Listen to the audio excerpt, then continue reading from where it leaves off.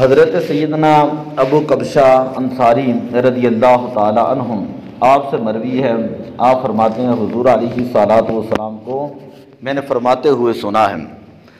کہ آپ صلی اللہ علیہ وسلم نے ارشاد فرمایا، تین باتیں ایسی ہیں کہ جن کے اوپر میں قسم اٹھاتا ہوں، اور اس کے بعد کچھ ایسی باتیں ہیں کہ میں تمہیں بتاؤں گا اور ان کو یاد کر لینا۔ تین باتیں ایسی ہیں کہ جن کے اوپر حضور علیہ الصلوۃ والسلام نے قسم اٹھائی ہے، وہ تین باتیں یہ ہیں۔ آپ صلی اللہ علیہ وسلم نے فرمایا کہ فَإِنَّهُ مَا نَاقَصَ مَالُ عَبْدٍ مِّن صَدَقَةٍ، حضور علیہ الصلوۃ والسلام نے ارشاد فرمایا، میں قسم اٹھا کر کہتا ہوں کہ بندہ مومن کا مال صدقہ و خیرات کرنے سے کم نہیں ہوتا۔ بندہ مومن کا مال صدقہ کرنے سے کبھی کم نہیں ہوتا۔ دوسری بات جس پہ قسم اٹھائی، فرمایا وَلَا ظُلِمَ عَبْدٌ مظلمتاً صبر علیہا، جس بندے کے اوپر ظلم کیا گیا ہو اور وہ اس کے اوپر صبر اختیار کرے، جس پر ظلم کیا گیا ہو اور وہ بندہ اس پر صبر اختیار کرے، الا زادہ اللہ بہا عزا، اللہ تعالیٰ اس صبر کی برکت سے اس بندے کی عزت کے اندر اضافہ فرما دیتا ہے۔ تیسری بات قسم اٹھا کر فرمائی وَلَا فَتَحَ عَبْدٌ باب مسئلۃ، کہ جو بندہ عام لوگوں کے پاس جا کر سوال کا دروازہ کھولتا ہے اور مانگنے کی عادت بنا لیتا ہے، الا فتح اللہ علیہ باب فقر، اللہ تعالیٰ اس بندے کے اوپر فقر اور محتاجی کے دروازوں کو کھول دیتا ہے۔ کئی لوگ تو ہوتے ہیں چلو ضرورت مند ہوں تو پھر تو ایک الگ بات ہے جی، لیکن کئی لوگ ہیں ان کا ویسے ہی پیشہ ہے، ویسے ہی ان کا یہ پیشہ ہے، کیا جی ہمارا یہ پیشہ ہے مانگنا، تو یہ کوئی پیشہ نہیں ہے۔ نبی اکرم صلی اللہ علیہ وسلم نے فرمایا کل قیامت والے دن یہ لوگ اس حال میں آئیں گے کہ ان کے چہروں کے اوپر ماسک نہیں ہوگا، لوگوں کا یہ پیشہ، یہ کوئی پیشہ نہیں ہے۔ اور آپ حدیث سن رہے ہیں، نبی اکرم صلی اللہ علیہ وسلم نے فرمایا جو بندہ مانگنے کی عادت بنا لیتا ہے نا، اللہ تعالیٰ اس بندے کے حرص اور ہوس اور لالچ جو ہے اس کے اندر اور اضافہ کر دیتا ہے، اور اس بندے کے محتاجی اور فقر کے اندر اور اضافہ کر دیتا ہے۔ دیکھیں لوگوں نے یہاں پہ مکان اتنے اتنے بڑے بنائے ہیں، دکانیں بنائی ہیں، لیکن مانگنا کیا جی یہ پیشہ ہے۔ یہ کون سا پیشہ ہے؟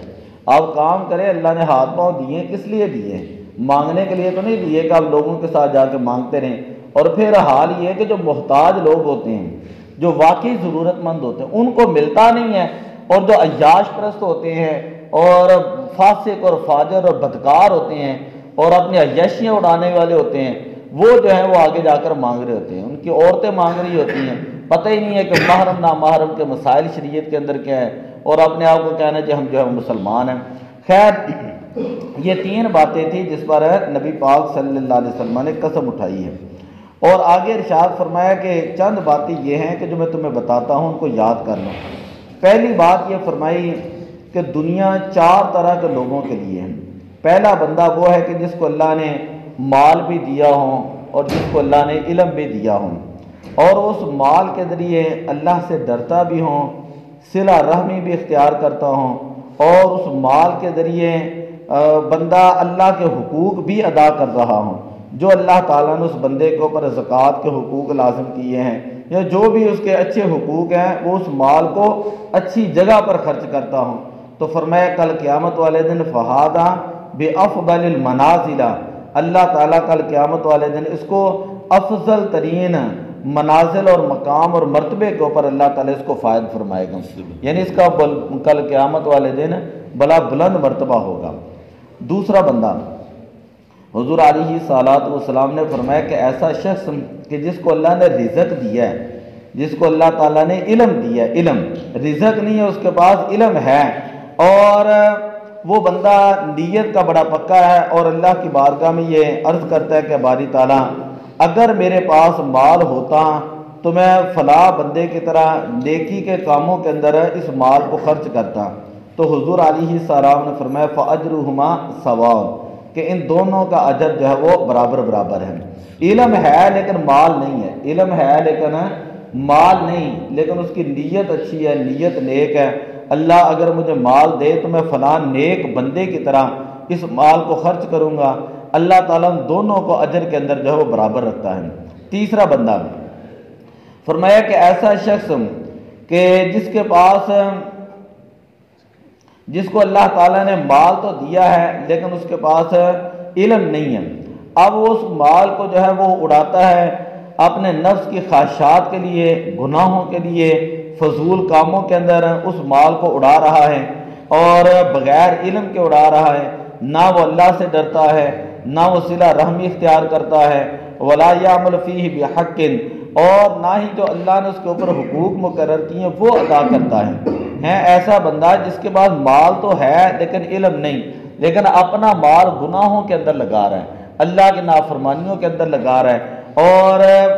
وہ اللہ تعالیٰ سے ڈرتا نہیں، صلہ رحمی نہیں اختیار کرتا، رشتہ داروں کو خیال نہیں کرتا، تو فرمایا کہ کل قیامت والے دن ہے یہ شخص بِأَخْبَثِ الْمَنَازِلَ،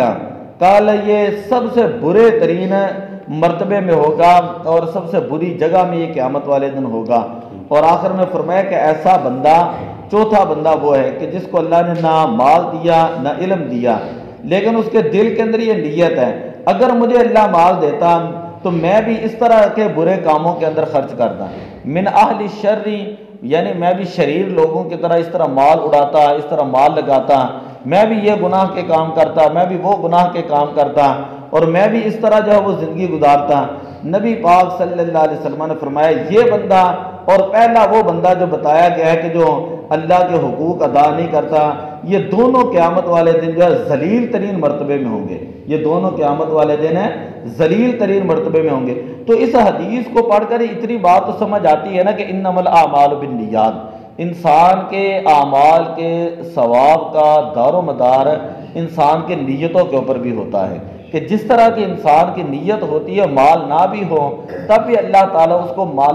مالدار لوگوں کے جیسا اجر عطا فرماتا ہے، اگر وہ نیک نیت رکھتا ہے۔ اگر وہ بری نیت رکھتا ہے، ٹھیک ہے مال نہیں بھی ہے لیکن خواہش کرتا ہے مال ہو تو میں اس کو بھی ایسے ہی اڑاؤں گا، تو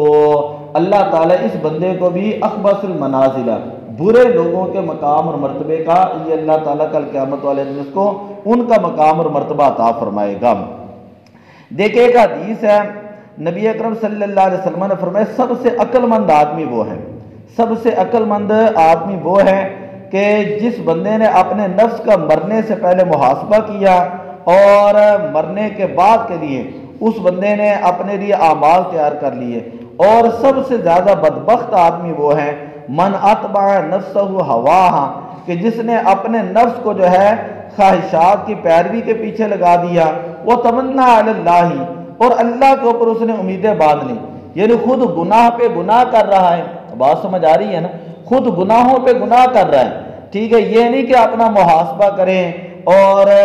اپنے اعمال کی طرف دیکھیں، اپنے اعمال کو دینی معاملات کے اندر لگائیں، آخرت کی تیاری کریں، ایسی کوئی بات نہیں، بلکہ نہ اپنے اعمال کا محاسبہ کرتا ہے، نہ اپنے اقوال کا محاسبہ کرتا ہے، اور نہ ہی اپنے احوال کا محاسبہ کرتا ہے، تو وہ بندہ جو ہے اللہ کے اوپر امیدیں لگائے رکھے کہ اللہ تعالیٰ مجھے ایسے بخش دے گا، اللہ بڑا رحیم ہے، اللہ بڑا کریم ہے، اللہ۔ میں نے ایک جگہ پہ ایک حدیث پڑھی، میں بڑا حیران ہوا تھا جس وقت پڑھی،